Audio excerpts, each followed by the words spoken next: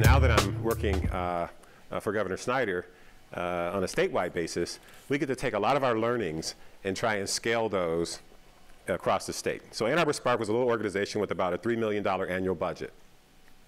The Michigan Economic Development Corporation, and the scope of responsibility that I have, is a $900 million budget.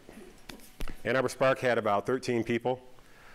We have 600 or 700 people to manage. The scope of our programs are very different.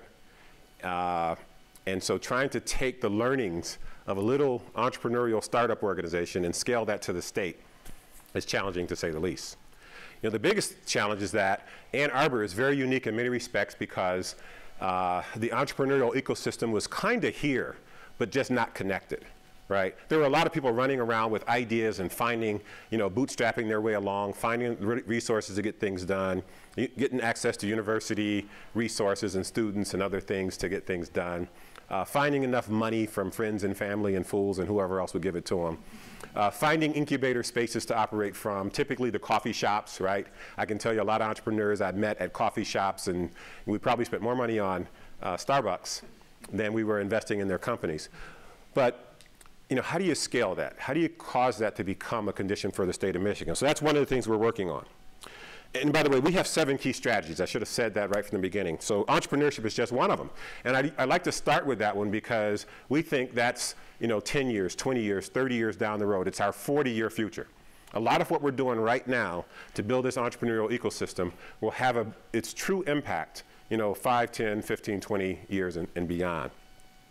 We also know that we have to help existing businesses. So a big part of what we do, and probably 80% of our resources, is focused on existing businesses and finding ways for existing businesses to grow in our state. You know, it's so much easier when you have a customer. And by the way, we think of businesses as customers. We think of all of our citizens as customers of the state, or of customers to the state. So we need to make sure that we're a customer-friendly organization.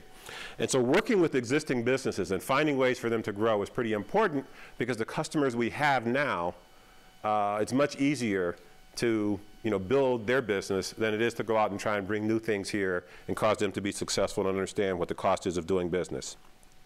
We found in doing our work both with entrepreneurs and with existing businesses that the single biggest challenge we have is finding access to capital. I mean, there's just an awful lot of really good ideas out there that can't get funded. I could walk you over to TechArb and talk to some of the student entrepreneurs that are there, or take you up to Ann Arbor Sparks incubator, either in downtown Ann Arbor over on Liberty, over in Ypsilanti, or the one out in Plymouth Township. And every entrepreneur you talk to in those facilities will tell you their single biggest challenge is getting access to capital. So we've made one of our key strategies getting access to capital. We've got to have vibrant communities. And so while you may not think about an economic development organization having as one of its core strategies assisting in the creation and support of vibrant communities, it's one of our key strategies. And the neat thing about it is that, you know, the way Governor Snyder organized state government, my responsibility is more than just the Michigan Economic Development Corp. It includes the Michigan State Housing Development Corp., the Department of Transportation, the Workforce Development Agency, and the Department of Licensing and Regulatory Affairs. And so when you look at all those things, you have the potential to have impact in terms of what's happening in our cities and vibrant communities, because the State Housing Development Authority is there, transportation, fixing roads and bridges and things like that, et cetera. So vibrant communities is of course important, and particularly important when it comes to talent. You know, making you know, our state and our communities attractive to talent is a central part of it. And so we have, again, as another one of our strategies, ensuring that we have a talent base that's going to be viable and desirable by businesses. And then our image, right? Michigan had an image of not being a very desirable state, right? We were number 48, 49, 50 in virtually every rating that came out about, you know, the desirability of states, the economic prosperity, you name it, education levels, you name it. We tended to be fairly low in the rankings. And so we're working on our image, and we've got some interesting things that we're doing. And then finally, we're really trying to create a customer service focus across all of state government through seamless service delivery. And so I also chair an organization that the governor called his Interdepartmental Collaborative Committee. And I chair that, and what we do is we bring all departments together to find ways to be more efficient in delivering services to our citizenry or to our customers. So those are our 7 strategies, right? And the one that I'll spend time on, of course, is the reason why you're here, and that's the entrepreneurship piece. Let me just tell you a little bit more in detail about what we're doing there. And if you really want to know anything more about the rest of these, I'll be more than happy to take a little bit more time. Actually, let me correct that. I'm also going to spend a little bit of time talking about talent, because talent and entrepreneurship go hand in hand. In fact, talent is so essential to what we're trying to do that it's hard for me to talk about any aspect of what we do without spending a little bit of time talking about the talent that we need. So we have a group inside of MEDC whose sole focus is to cater to the needs of entrepreneurial businesses in our state. You know, I mentioned earlier that access to capital was the single biggest thing. So we're doing an awful lot to help create access to capital, starting with some of the earliest capital that companies need. So if you're an entrepreneur trying to launch a significant company, you probably will spend your money, you'll spend your family's money and any other friends that you have. You'll get everybody you can to give you money to help get your idea as far along as you possibly can. But at some point, you're going to need to go out and find some outside capital. And it's hard to get. It's typically hard because most of the entrepreneurs we come across simply don't have the scope of experience. They haven't had experience raising capital. Their ideas are not fully baked, and they need some resources to help move them along. And so organizations like Ann Arbor Spark, and there's several others around this state, are there and available to help entrepreneurs get from where they are to being ready to raise money from the private sector, as opposed to from friends and family. We call it business acceleration. So an organization like Ann Arbor Spark can help you with your business plan. They can help you with your technology. They can help you ensure that your structure is correct. In other words, your corporate structure is correct so that you'll be attractive to investors. They can do an awful lot of things. They can provide you with access to technical and professional talent that can help move the business along. They can do an awful lot. And so I would encourage anyone who's thinking about becoming an entrepreneur to find one of our business accelerators, whether it's here in Ann Arbor or in your own community, and get connected to that business accelerator, because they can help you get your business structure right, okay? And that's really the first step in raising money. A lot of folks with good ideas cannot raise money because they really don't have the business structure right to make it attractive to an investor. So that's point number one. The other thing that we've done, though, is we've embedded with Ann Arbor Spark, Automation Alley up in Oakland County, and then Southwest Michigan First over in Kalamazoo. We've given them millions of dollars to make direct investments in companies. So we're starting to fuel a little bit of the pipeline that's needed for the earliest capital, or what we call pre-seed capital. Ann Arbor Spark has about $25 million, so it's a lot of money. Now, a lot of it is invested. They still have about $10 million available. About $15 million of it has been invested, and it started when I was there. And so this has been going on for about 5 years now. They've made, in round numbers, about 70 investments, average investment about $200,000 in the companies that they work with. So that's pretty impressive. Automation Alley, I think they had about $10 million or so. And they've pretty much exhausted it, but I think they have a little bit of cash available that they can still make a few investments. And then Southwest Michigan First, I think, has about $6 million that's available to invest. So we've got these pre-seed funds that we've established, you know, in different regions of our state to try and provide that early capital that our companies need once they get past some of the basic business acceleration activity that's out there. And why is it important for us to have these different funds? Yes? I'm curious, does that operate more like grant money or venture capital investment? What sort of return does the MEDC use? Yeah, that's a really good question. And by the way, feel free to stop me at any point, okay? So we don't have to wait for the questions, just interrupt me. I'll get back on track easily. So the money that Ann Arbor Spark, Southwest Michigan First, and Automation Alley, all those programs are essentially venture capital investments. The idea is to make a fairly small bet, and hopefully those companies will in fact continue to grow and find the other capital they need to grow and provide a significant return of capital to the organizations. Spark has had a number of exits with some of the companies that it funded. None of them have been what I'll call home runs, where they were really many multiple exit, you know, in terms of the dollars. But they have had some decent returns where they've got 1x, 2x, 3x return on the dollars, which is pretty impressive. The same is true for Kalamazoo. The same is true for Automation Alley. And we really think that it's important to make investments in companies as opposed to giving grants out. I mean, we've gotten away from, you know, in terms of all the big companies that we work with, this year we got away from giving out all the tax credits that really become grants to companies. And we're looking at everything as a potential investment. In fact, just this week at the auto show, we announced a commitment to Hyundai. They have their big R&D center out in Superior Township right here in Washington County. And we made a $2.5 million commitment to help them build a power substation so that they can expand their R&D capability in our state. But we didn't give them a grant. We actually made a loan to Superior Township. And over a 15-year period, Superior Township is going to use some of the tax revenue that they collect on property taxes from Hyundai's expansion to repay the loan that we made to them. So it's a win-win for everybody, right? Because Hyundai gets what they need. They need, some additional power infrastructure so they'll have clean and reliable power for their business. The township, Superior Township, wins because they get more investment from one of their major taxpayers in the community. They'll use some of the tax dollars to repay our loan over about a 15-year period. And we don't give a grant out. We make an investment that we ultimately get a return on so that we can recycle the dollars.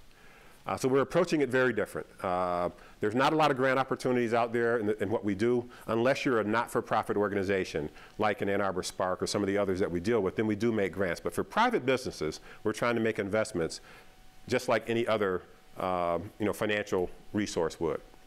Okay? So that's what the pre-seed fund is all about. It's one of the earliest stages of capital that we can make available to some of our entrepreneurial companies. Do you have a question? Yeah, how do you restore the pre-seed fund money? Yeah.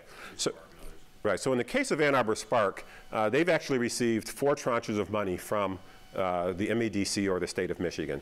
The first one was, I don't know, $6 or $7, $8 million, and then there was maybe a $1.5 million, and again, it's up to $25 million as of today. And partially because, there had to be, a long enough pipeline of money to allow them to get to the point that they start exiting some of their deals. And so now we're 5 years into it, and we think that some of the deals that Spark invested in early on should start to now return significant amounts of capital so that it'll start to be sustainable.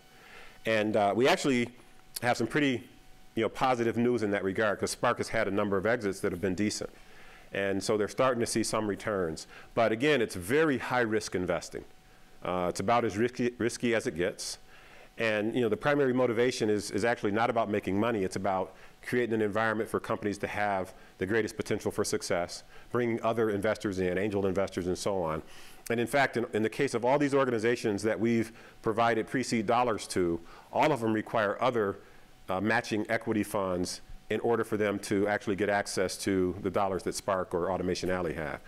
In general, it's about a 1-to-1 match that they require, so that you're finding other capital other than just the state money. So access to capital is kind of the next major point that we deal with when we're working with our startup companies. We also realize that startup companies don't have access to the best facilities and other infrastructure. So we've tried to build out wonderful infrastructure around the state to support the needs of our startups. Everybody knows what a business incubator is, right? Incubators have had both pluses and minuses over the years.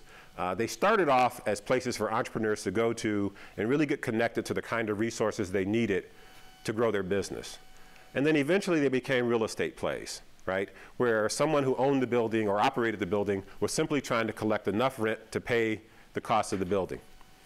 And of course, that causes one to lose focus on growing companies.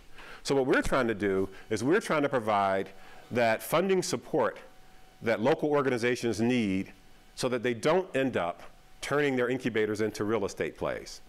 So in other words, we want you to have a vacancy rate, right? Because a vacancy rate implies that you're bringing companies in, they're in your incubator for some period of time, and then you're graduating them out.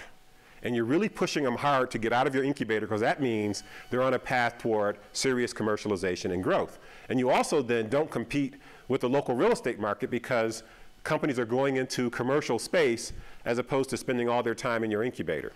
But the challenge of doing that is you won't find very many private property owners or landlords who are pushing their tenants out because they want to keep them occupied.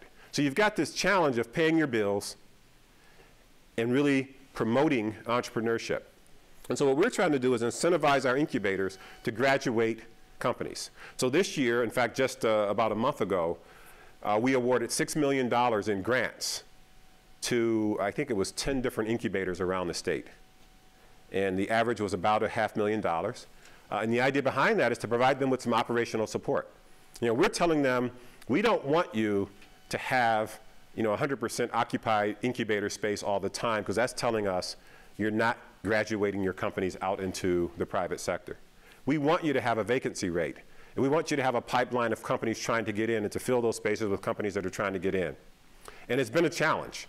And so by creating a pool of dollars that we'll award every year to all the incubators throughout the state, we're creating an environment where they really are now pushing hard to get those companies out and provide the highest quality services to them.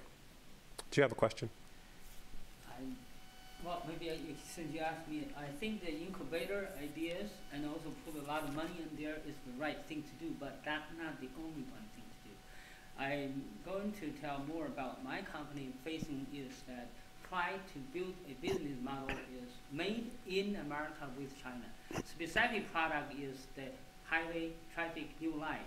We try to work hard, and the two of them are probably, you can know, is a University of Michigan student, Chinese group.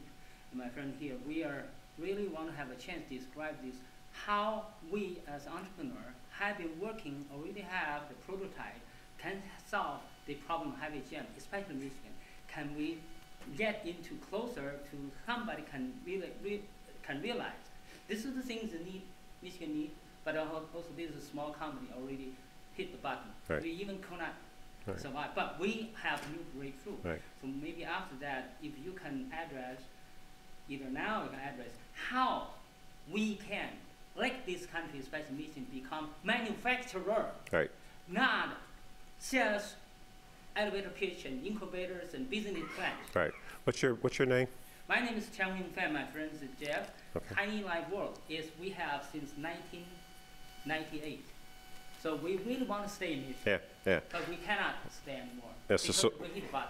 Well, so this is great. I mean, your point is my next point, right? So we know that once we have companies, you know, in our incubators, they've got a little bit of money. We're helping get them some of the funding they need. We're helping them get the talent they need. They've got physical facilities and equipment. We also provide them with what we call business acceleration services. And the business acceleration services is something that Spark does very well here in Ann Arbor. Southwest Michigan First over in Kalamazoo does a pretty good job as well. But beyond those two organizations, the rest of the state, we really don't have a robust structure in place to provide business acceleration services to companies. So we also awarded to the Small Business and Technology Development Center $3.5 million so that they could take, you know, the program that Ann Arbor Spark has of providing business acceleration services across the entire state. So again, we're trying to build capacity to actually assist companies with a variety of different things that they may need. So it sounds like you need access to customers, access to relationships, and so on. We've made that a key part of what we do. And that customer number one is government. Because we developed this product is help the worldwide, especially China, India, heavy jam. The one thing is that don't do it. Everybody say don't do it. Right. Because you're wasting your time. It's a traffic control product? Huh? It's a traffic control product, you said? It's an intelligent, smart, put this way, anybody have a cell phone, can access to the signage. The signage can be recommended, it can be advisory thing, but you're going to proactively solve the heavy jam problem. And that highway, number one is DOT. This is Right. not a story. So that's another thing which is. Oh, absolutely. So literally, I mean, you are preaching to the converted in this regard. So, you know, first of all, am I going to be able to use my iPhone to control traffic lights as I'm driving? My phone right now change the sign in Beijing. We have this technology. But this sign, we call that tiny rainbow light. It's 7 color instead. By the way, thank you so much. Detroit, Woodward, 1920, is the black man and the Williamson. They invented 4-way, 3-color traffic since that. Before that, there's no such thing. Right. We have the way to put this intelligent light on the highway. Would you please, maybe later we can give you our business plan. Then Sure, it's more sure. detail. I don't want to you know. So let me tell you what we're doing, where I think we can help you at. So one of our core strategies that I mentioned, I kind of rambled off 7 strategies and said I wouldn't spend a whole bunch of time on them, but one of them is seamless service delivery to companies. And so you have a product where it sounds like you need access to the Department of Transportation, right? MDOT is here in the state, you know, the national one is the Department of Transportation. As a part of the group that I'm responsible for, the Michigan Department of Transportation is a part of my economic group. Why? Because we know that we need to build bridges and roads and repair them and get technologies connected. So the Department of Transportation and MEDC are actually partnering with the University of Michigan's UMTRI, the U of M Transportation Research Institute. And we're partnering with them on connected vehicles and intelligent vehicle technologies. And it sounds like what you're doing actually fits right into that. And so my referral to you will be to UMTRI and to MDOT so that you can get connected in with the stuff that we have going on right now. I mean, I haven't been there, but they've told me that GM over at its testing center, they have cars that I can't crash. And actually, I should say that my kids can't crash because I'm not the problem in my family, it's my kids. So, and it sounds like your technology would be a very interesting thing to try and consider. So a big part of what we're doing in terms of seamless service delivery with our entrepreneurs as well as large established companies is actually facilitating those connections. We call it Pure Michigan Business Connect. That's exactly, I'm here. I want Right? to listen more about Pure Michigan. We call it Pure Michigan Business Exactly Connect. right, it's Michigan product. Yeah. Benefit the whole world. Yeah. Now everybody have a cell phone, but you jam on the highway, and hours. This is something cannot continue. Yeah. We are trying to reach the university. Absolutely. Also. We can help. I think we should work together. We can help. And that's really a part of what we do. We've got a team of people. I'll get you, the name of the person that I'm going to get you connected to, his name is Martin Dober, D-O-B-E-R. That's the guy that you've got to connect to at MEDC. And he understands exactly what we're doing with U of M, what U of M's doing with the grant that they received. Very familiar with UMTRI. That's who we would connect you to, because that's where we're putting our resources within the smart transportation space. Another question back here. I hear you. I'm all for what you're trying to do. I'm trying to work with what you're trying to set up. The biggest challenge I have is finding a name and a telephone number to address the needs, as well as trying to also understand, like, come here and you tell me about an interesting opportunity between the Department of Transportation and MEDC. Lo and behold, I'm a coach, by the way, and a mentor to about 12 entrepreneurs at this point. And I have one that's neat. I want my entrepreneur to address and talk to somebody about seeing it. And I have, the information on what's all happening and how do you get to these services that you hear. Not having very much luck at all. Right. Have you tried Ann Arbor Spark? I try Spark, I try TechTown, I try GLEQ, I try Automation Alley. Is that right? That's interesting because those organizations have actually had a pretty good track record of connecting companies with the right resources to get things done. So what I'll offer up to you, since this is about entrepreneurship, the person on our staff, the senior VP responsible for everything entrepreneurial, is Martin Dober, D-O-B-E-R. His email, he ain't gonna like this. His email is doberm, D-O-B-E-R-M, @michigan.org. And just in case, in the spirit of being fair, my email is Michael @michigan.org. Just Michael @michigan.org. So send to him and copy me, and that way I know that he'll get it. Now, we also have several other folks. We've got folks who specialize in venture capital, who specialize in debt capital, who work with our entrepreneurial network. We also try and separate our activities into what things that we consider to be core and things that we should be enabling. So core things are things that we do really well, that we really need to do. So example would be, we manage a $100 million fund that we use to make investments and loans to companies out of MEDC. This is in addition to the stuff that we do at Ann Arbor Spark and others. And we don't really want to turn that over to anybody. We think that it ought to be a core activity of our organization, so we manage it. But some of the pre-seed funds, where it's more like venture capital, where there's some unique expertise that's required in order to make, really strategic and good investments, we've contracted with organizations that have that kind of capability on their staff. Ann Arbor Spark has a guy named Skip Sims, who was a venture capitalist before he joined Spark. He managed Ralph Wilson equity funds. Ralph Wilson owns the Buffalo Bills and a whole bunch of other stuff. So Skip had a good track record in the venture capital community. Ann Arbor Spark hired him, so it seemed logical to us, let's contract with Spark rather than trying to do this pre-seed fund ourselves. So that's how we've approached things.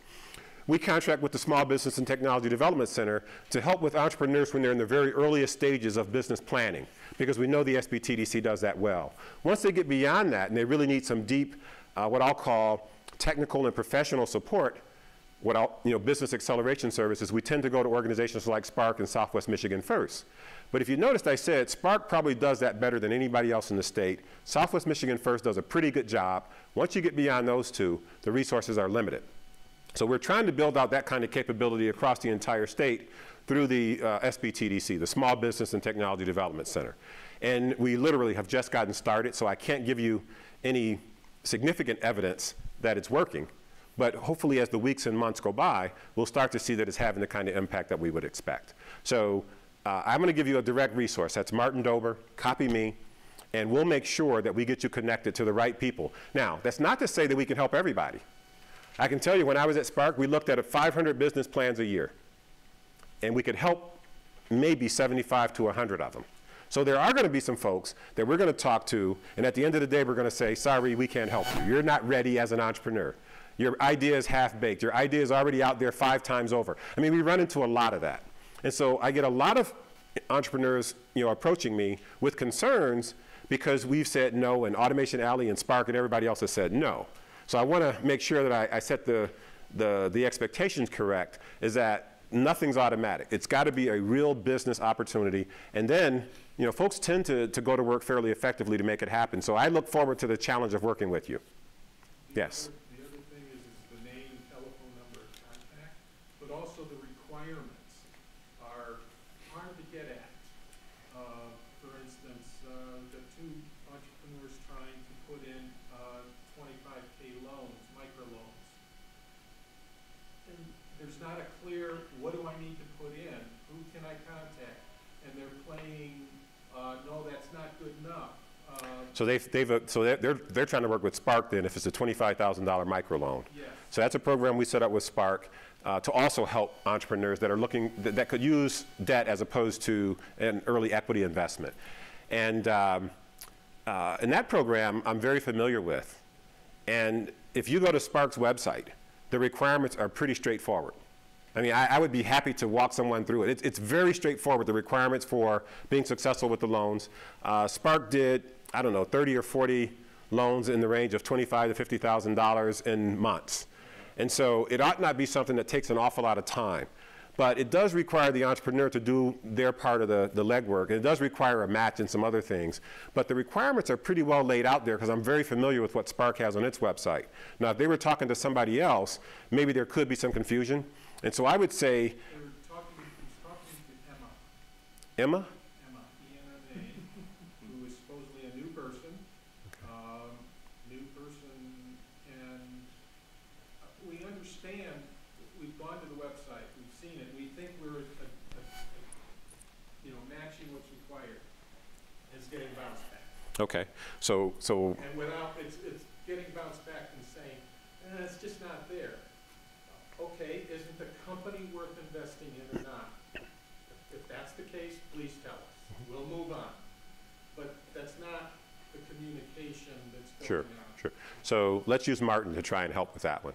I mean, we're seeding all these different organizations, and so we've got contractual expectations in terms of performance and that they'll deliver. And so let's try and get Martin Dober to help out with that one, because, I mean, if you've got something that is reasonably investable, it ought to be straightforward. And the microloan has a very low threshold in terms of the hurdles you have to jump through. The pre-seed investment that will go up to $250,000 is very much like a venture capital investment with much higher criteria and due diligence effort. But the microloan program was pretty straightforward, and you ought to be able to get that done. Yeah. Yeah. So let's you know, I'll offer up Martin Dober or someone from his team to help. If you just send them, My entrepreneur contact. send them an email, send me an email, copy me, and I'll make sure that we close the loop on it. Good. Okay? Thank you. Good. Made my day. Yeah. So this access to capital space you sense is a little bit touchy, right? It's clearly touchy. And every day, this morning I was with a group called CEO Connect, and 3/4 of the questions were about access to capital, right? And challenges that folks are having. Because I don't come to meetings expecting folks to say everything is good. You know, I come trying to solve problems. So I'm here to try and solve your problem, not to say, you know, go to somebody else. And so we've got people that can really do the legwork to follow up. That's part of what Pure Michigan Business Connect is about. It's really making it very seamless, and the service delivery ought to be pretty straightforward. So other things that we're doing in terms of access to capital, I mentioned the Microloan Program. Again, we've seeded a fair number of organizations around the state to provide microloans. Those can be from as little as a few $100s to as much as $50,000. The idea behind a microloan is that it really provides that very early money that sometimes you can't get from friends and family and credit cards and other things, but you've got something that looks pretty good. And so organizations like Spark, again, can provide those microloans to help you get launched. Sometimes we run into businesses that are actually cash flowing. And they now have the customer says, I like your product, I like your product, I like your product. Now can you really supply it in the volumes that I need? And the company says, I'm only geared up to provide prototypes. And I don't have the facilities and people and equipment and everything else I need in order to ramp up to the volumes that you're telling me you need. And suddenly, you can go to the equity markets and try and raise more venture capital, but sometimes debt is a more appropriate tool to try and use, depending on the company structure and what you're trying to do. So we have tools to help provide debt support. The most interesting tool that we have is called the State Small Business Collateral Support Initiative, or SSBCI. It's on our website. And it's probably the most effective tool that we have. In every resource that we have, this one is probably the most effective tool. Basically, what we're doing is we're going and working with businesses that can't get debt financing because their collateral is inadequate. So imagine you're a business owner and you've identified this cool building in whatever town you want to pick in Michigan, and that building is going to need to be retrofitted to your requirements. And you're going to need to buy equipment to build it out, right? And when you get done with all your estimates and you go to the bank, and the bank says, well, let me do our analysis of your deal, and what would the appraised value of this thing be when it's done? And what will the value be on the equipment when it's done? And you typically will find out that you need to spend $1 million or some other number, and the bank thinks that what you have is worth $600,000, like my house, right? My house ain't worth what I paid for it now. And so there's a collateral gap, and you can't get finance. So you have a good idea, you have a customer ready to give you orders, you have the technical know-how, the management team, and everything else to make it work, but you can't get the financing you need to grow. So what we've done is we've got a pool of capital, $80 million, that we're using to provide collateral support. So using that scenario that I described where you need $1 million and the bank will only loan you $600, guess where the other $400,000 will come from? We will put on deposit with a bank $400,000 that will sit there as collateral support in the event that you can't meet the obligation you have to the bank for the $1 million. And so if you don't make your mortgage payment, the bank will keep some of our money. If you make your mortgage payment, the bank will ultimately return our money with a little bit of interest.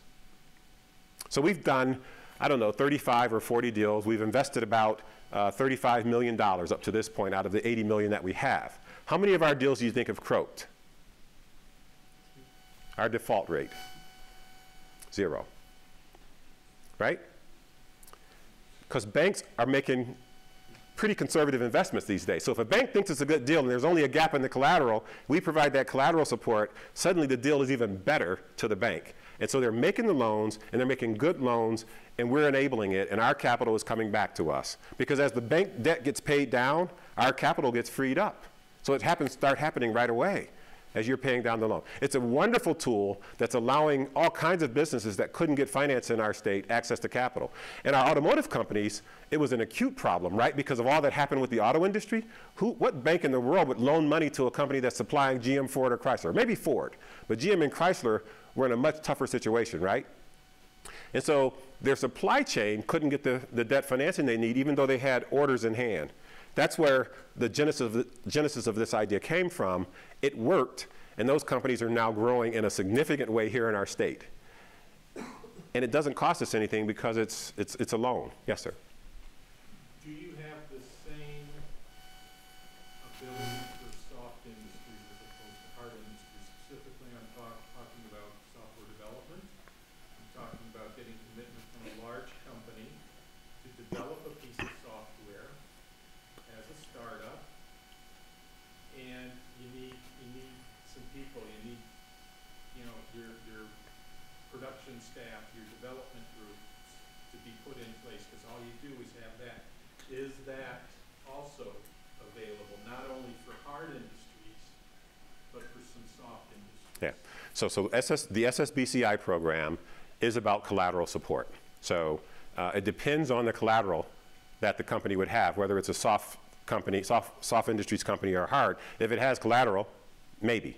If it's a promise of a larger company to purchase your software. Maybe. It just depends on how that purchase order is structured. Maybe. There's also personal guarantees and other things that banks will ask for that could make it work. But we require that a bank do the deal, because we don't do the underwriting. The bank does the underwriting, and we just participate in the deal, because at that point we know that it's met all the bank's general covenants that they would have, and so we then make the commitment. We can go up to 49.999%. We just can't be 50% or more of any particular project. And the maximum that we'll do is $5 million, right here and then right here. Maybe you go first. Okay. Just wondering, who takes the initiative on that? Is it you guys reaching out to the banks, offering it? Is it the banks like know this is a feature and they come to you when they see a good deal? Or is it the actual entrepreneur has to do the letting? All three. Yeah, we have deals that come to us from entrepreneurs. I mean, a lot of them come from companies that are out there, and they pick up the phone and say, can you guys give us money? I mean, we get a lot of requests from folks who want grants. I mean, it's just everybody's under the impression that the state of Michigan is just giving out money, and all you have to do is pick up the phone and call. So we like getting those calls because it gives us a chance to then figure out what the company really needs. And so that's a big part of what we do, is say, okay, help us understand what is it that you really need. So Hyundai, you're not asking for tax credits that you're going to collect over 20 years. You really need a power substation. And then it's up to us to figure out how to get that power substation built, right? So that's how we approach it. We get a lot of requests from banks. We've tried to tell every bank in the state, when you get loans that you like, but the collateral is insufficient or the amount of the loan is beyond what your covenants will allow you to invest in, we will provide collateral support or we will participate in the loan, because we can do both. And so that gets a lot of deals done. So we get a lot of inquiries from banks now. Fifth Third, Huntington Bank, PNC, Bank of Ann Arbor, trying to think. Well, there's several. I mean, virtually every bank in the state is doing the deals. We even have M Bank up in Marquette that's doing deals with us, where they identify a company where they would like to do the deal, but it either doesn't have proper collateral or the amount of the loan is beyond what they can actually do for this particular project. And we can either provide the loan participation or we can provide the collateral support. And then finally, we get an awful lot of inquiries from economic development organizations around the state who are working with companies in their communities and trying to find ways to get things done, and they'll connect them to us for some of our programs. So we've got a pretty good pipeline of companies using the resource. This gentleman and then you. Maybe, yeah. Oh, sure. Process-wise, the entrepreneur approaches the bank with the knowledge that Spark or whoever could become part of the deal, or because I'm telling my entrepreneurs, don't even bother with banks at this point. I mean, they're not loaning. They're not even taking applications in most cases. You're killing deals. So how do you, what's the process? Yeah. So you know, virtually every company has a financial institution that they're working with. You have to have a bank account essentially to be in business. So I would encourage you that whoever you're banking with, go to that bank and find out if they have knowledge, first of all, of the MEDC programs. And if they don't, then we're more than happy to educate them on the programs that we have. But most of the banks are familiar with our programs. And again, if not, just point them toward us, and then we will help explain the programs to them so they can get up to speed. If your bank is still unwilling, then you need to find another bank, right? I mean, How many banks can one go to? right, but you know, if the bank is unwilling, you need to find another bank. If all banks are unwilling, you probably don't have anything. I mean, you know, just, right? Right, so I mean, we've got that we deal with both on the debt side and the equity side. I mean, I've never met an entrepreneur who didn't think they had the greatest idea, only if someone would give them money. And, but somebody's got to be willing to give you money before you have a really good idea. And so our challenge is always trying to get that cup filled up, and it doesn't always work out. You and I work for the same. Yes. So I actually came from an interesting lecture, entrepreneurship series, and this woman from Boston Power developed batteries here, and then basically told us that it's impossible to do manufacturing in America, and that if you want to get something done, go to China. So I want to follow that. no, I'm from Michigan my whole life, and it infuriated me so much to hear that because my dad been working for Johnson Control and just did a battery plant, you know, in Holland. So what's your response to that? You know, keeping the businesses here after you've developed them so they just aren't stolen. Yeah. That's one of the real challenges that we have, to be honest, because you get these cool technologies, and then what you figure out fairly quickly is that you don't have an entrepreneurial ecosystem to support them to their ultimate conclusion. That's why you've got to have the talent, you've got to have facilities, you've got to have money. I mean, you've got to have all these pieces in order for those businesses to stay here and grow here. And we know it's a big problem for our state. And that's why the kind of things that I'm talking about tonight, these are efforts that we're taking to get to the point that that business can, in fact, be successful here in Michigan. Google, founders from Michigan. Groupon, founders from Michigan. Barracuda Networks, founders from Michigan. And I can go on and on and on of all these really cool companies that have had tremendous success. The founders from Michigan, but Michigan did not have the kind of ecosystem that it would take to support their business growth, and so those businesses ended up migrating someplace else. And typically it involved money, talent, and those kind of things. That's why we've made, you know, our 7 strategies, we're trying to fill every one of those buckets. And actually talent and money are the two that are most critical in terms of a company's ability to be successful here. And those are the two that we are most challenged in getting access to us. And I'm not talking about entry-level talent. I'm talking about, you know, experienced CEOs that have taken companies from startup to, you know, some kind of an exit, right? There's a few of them in our community, but there's not nearly enough of them that we can access at any point when we find companies that are in need of a really top-notch CEO. So that's the challenge that we have. Yeah, Michigan is actually doing very well in the battery space.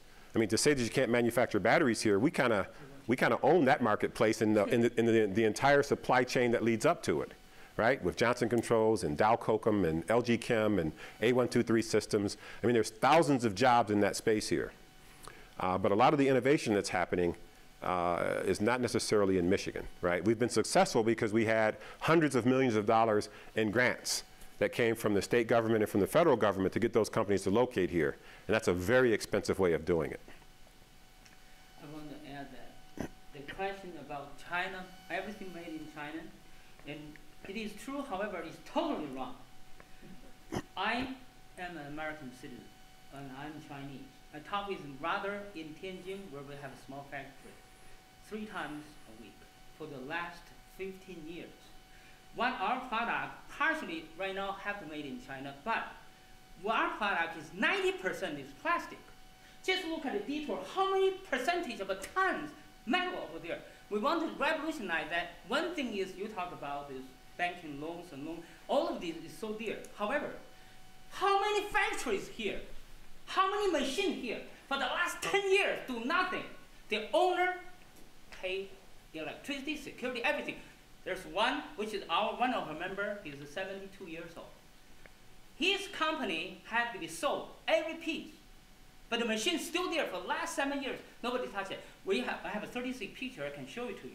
Our goal is that if we have money, just 18 days, we will manufacture our product. Again, 90% is plastic.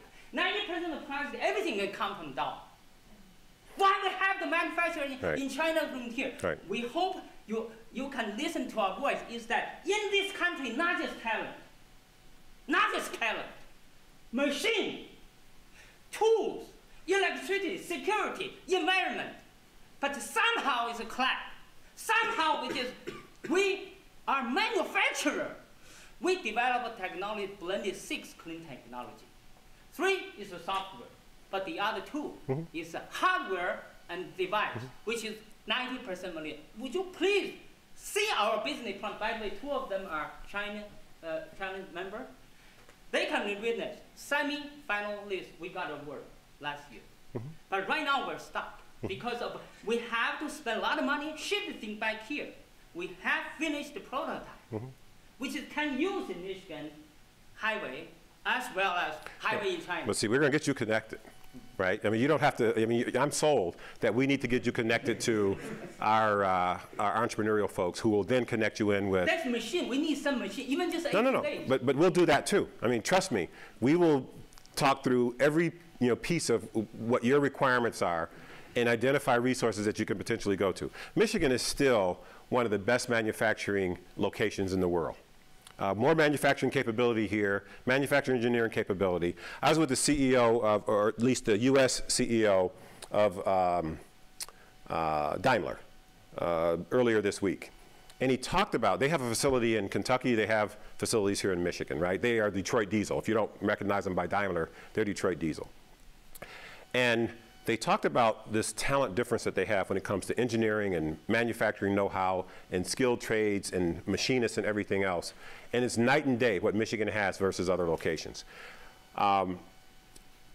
We need to make sure that we're selling that as a very high value resource to companies that are manufacturing goods here in the United States. And we lost our way a little bit, and then that's just a fact. And so we are very actively working to find companies like yours that want to make manufactured goods here in the United States, and then connecting you with resources that can help you make those goods and services as cost effectively as any place else in the world. I mean, there's an awful lot of stuff that gets exported or imported into the United States where it just doesn't seem to make sense, particularly things that are fairly heavy, right? Because then you got to ship them, and it's very costly bringing it across the oceans here into the United States. A lot of times those things can be automated, and in automation you take out the biggest advantage that China has, which is labor content. They don't have natural resources.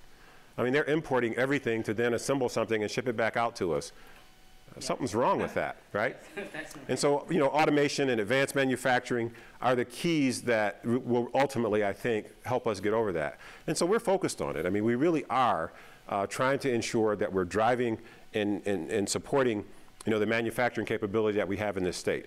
Part of our challenge has been is that we view ourselves as an automobile state, a car state, instead of viewing ourselves as a state that makes things, right? I ran an aerospace, by the way, my background is manufacturing. I ran an aerospace manufacturing company in Saginaw, Michigan for about 13 years. We made, ball screw components that moved wing flaps and horizontal stabilizers and jet engine thrust reversers, all kinds of stuff all over aircraft, military, commercial, et cetera. But because the airline industry had these, kind of peaks and valleys, one year I was doing great and I get a bonus bigger than my salary. The next year I was thankful my boss didn't fire me because everything's in the tank with the aerospace sector. So we decided that we would not be an aerospace company. We would become a power transmission or linear actuation company. And when we did that, we discovered that our products could be used in a lot of places that we hadn't considered.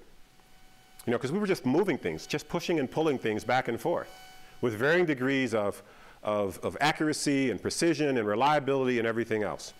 But once we started thinking like that, suddenly we became one of the largest suppliers to the defense industry for smart bombs and missiles and things like that. We started supplying the entertainment industry. So when you get in these, at one point, all these simulators, these virtual simulators you could get in and you felt like you were flying an airplane or driving a car or something like that. There were actuators under that moving those things around, right? We were making those. We discovered that our products could be used in the machine tool industry. And so we became a large supplier to the machine tool industry for precision, movement inside machines and so on. So suddenly our business took off, and it was a one-way direction as opposed to this constant sawtooth effect that we had. So in other words, we transformed the business. We have to transform manufacturers in Michigan from being, folks who manufacture cars or car components to being companies that make things. So if you're a company that makes injection molded parts, That's right. You can make injection molded parts. Have automation. You can make it for any Have industry. automation. My brother basically doing about 80% by hand and ship down here. Right. You know how many people work in labor like slave? Basically, a lot of manual work. Right. Here, have a lot of automation machine. Guess what? Right. For the last 10 years, it's a lot. Right. And we know that that can be done. So we're working with companies right now. Example, when I was still at Ann Arbor Spark, we took a group of about 20 companies over to Waukesha, Wisconsin to meet with GE. They have their medical device division there. So they make the big CAT scans and x-ray tables and all that kind of stuff. So we took 23 companies that were suppliers to the auto industry because at the time things were really down and they were scrounging for business. And I can't remember what the volumes were, but just for purposes of discussion, GE bills, 200, 300, 400 CAT scan machines a year, right? Because they're very expensive, they're very large, very complex. Now again, those are not the right numbers because I just can't remember, but it's good for illustration. So if you're a company that's accustomed to making millions of parts for the auto industry, and suddenly someone wants you to make a few hundred, it's a laugher, right?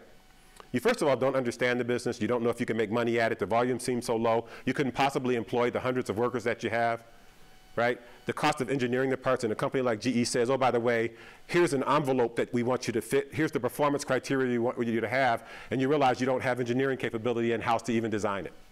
Those are the kind of things we came across with this group of 23 companies. Now, the good news is 3 or 4 of them ended up getting business from GE ultimately because they figured out how to do business and how to make money on low volume manufacture for the products they made. There was all kinds of injection molded parts. There were wire harnesses. I mean, you name it, these big machines had it. Kind of everything that a car has, just configured differently and doing something different. Software, you name it, it was all there. But you had to figure out how to do business in this low volume environment where engineering costs and other things were there that you didn't have when you were doing business with GM, where somebody gave you a print with detailed instructions on how to make the part. And oh, by the way, you had to make it, for pennies out to the 4th decimal place, right? So those are the kind of things we're trying to do with Michigan-based manufacturers is make these transformations so they understand that their business profile is one that can fit in multiple different industry sectors. Yes? I also would like to tell you that all the stuff you're talking about, you have a huge secondary industry, and it's called IT, and it's called software.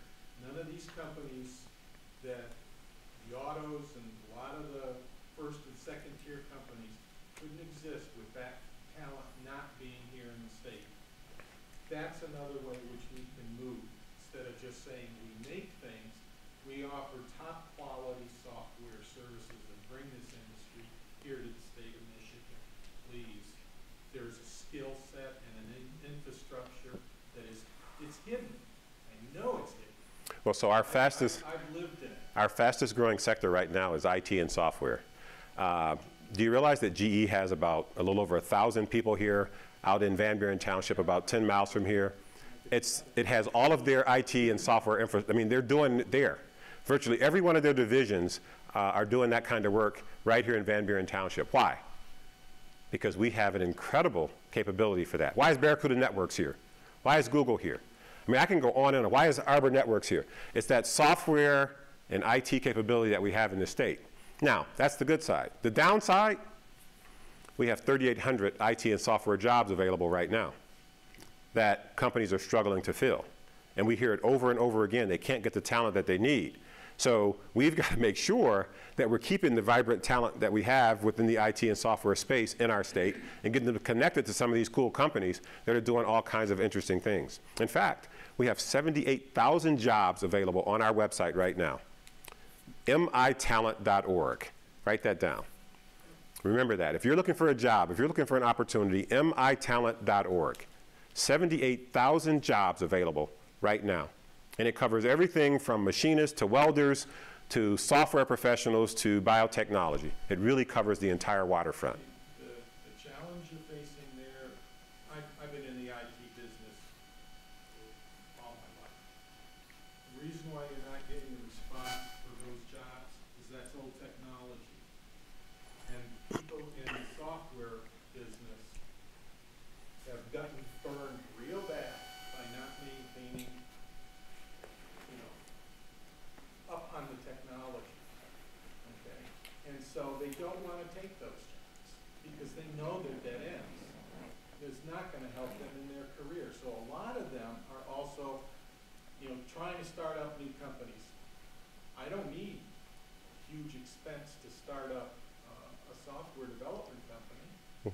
So what we're finding is that these are really highly desirable companies with all the latest software needs. It's actually just the opposite of what you said. We're finding that there's a talent mismatch where we have folks who have software skills, but those skills are a mismatch with what the current requirements are. So companies are looking for, you know, C++ or Drupal or Ruby skills or whatever it might be. And we're finding within our workforce that those aren't there. And someone has been working, you know, they're a mid-career person like myself, and they've been doing something. You have cloud talents, huge cloud talents going on within the state. I meet with these people. Right. I put them together. I'm trying to make, you know, software the place. Right. And so I look at what people are saying. You get all these jobs. Hey, not too many people want to do Drupal work after they've been doing it and they got laid off and, you know, I've done Drupal work. Here's someone who wants to do Drupal work. Can I just add one thing? Very cool. I also work for GE. I am a liaison with them for the for the location in Van Buren. Can I get your name? Bringing in 1,700 employees. Can I just respond to you that I think that I have to. So my story was true. Exactly. Okay, good. I cannot wait. I'm not saying I don't agree with what you say. However, as you, from strategic point of view, from global point of view, this country got to change. Number one is that as Bill Gates and Jeffrey went to White House, said that how can we reverse the trend? Make America manufacturers number one. The problem is IT. It's not IT, it's wrong. It's that above the IT, the manufacturer, especially Michigan, here's the trend. Everybody go to shortcut to get money. To some degree, it's right. But if everybody talk about want to build another Silicon Valley, especially policymakers, do not realize that. Manufacture is the goal. They can generate 125% other jobs. Software generates 76%. I'm not saying you're wrong. I'm saying as a policymaker, as everybody have to say, unless you change the trade made in China, including the chairs, including your sofa, this country continue begging money from China. But it's not one or the other. So we have to really understand manufacturer like me take maybe 10 years to get some prototype. Software can take several months. Right. But again, it's not one or the other. I mean, so we often get into these debates about whether we should be, you know, in manufacturing or software or some service. I mean, it's really not one or the other. There really is a balance of all this stuff, right? Balance now is unbalanced. Right. Well, but there's a balance, including, you know, arts, culture, recreation. I mean, we've got to have a balance of all this stuff in order for us to be a desirable location for talent to be. And so a big part of what we're trying to do in terms of a strategy is we're trying to have a balance across all of this, right? And so, and by the way, I don't think we have a shortage of resources to address all of it. Right now, I feel pretty comfortable about the amount of resources that Governor Snyder and the legislature is making available to our organization to get our job done. I'm not, you know, crying, you know, poverty about the resources we have. We feel pretty comfortable. And so now it is just getting connected. I mean, there's 2 or 3 folks here who need resources that we can provide. My goal is to get you connected to the resources so that you become an advocate for getting folks connected to us so that the next one is a little bit easier than it was for you. And if we can just do that, I think we have a chance of being successful. Now, I've had a lot of experience. I mean, Governor Snyder and I worked together at Ann Arbor Spark for 5 years. I had worked at the Michigan Economic Development Corp when he was the board chairman there once before. So this is my 3rd time working with him, I guess. And a lot of that time has been spent in trying to solve these kinds of problems. Now, where are we at as a state? I mean, I'm saying a lot of stuff, but if we have to go 100 miles, maybe we've gone the first couple miles, right? We've got a long way to go in order for this thing to be robust. But are we on the right path? Do we understand the strategies? Do we understand what we need to do? Are we listening to the feedback that we're getting from all of you? Absolutely. And what we're trying to do is take this feedback and convert it into actionable things that we can do. And that's what the goal is. Most of the stuff that I'm talking about, it came about as a result of us talking to folks like yourselves and hearing, here's the needs that we have. Here's the challenges that we have solving this problem. You know, we need access to better talent, better CEOs, better facilities, better equipment, better access to universities, more money. I mean, we really are trying to listen, and we're trying to be, you know, provide resources to help fill all those gaps. And that's the whole approach that we're using. And again, scaling it in a state that's been struggling for quite some time is not a simple thing to do. And we've lost a lot of our talent. And we're trying to do things to bring that talent back, some of the programs that we have. One last thing that I don't want to forget, you know, this idea of software and how do you get people from where, you know, connected to it. We actually just came out with a program that we call Shifting Code, right? Shifting Gears is a program that we came up with to help mid-career professionals get themselves connected to you know, some of the current career opportunities because their skills were stale and so on. Well, in the software space, you got exactly the same thing.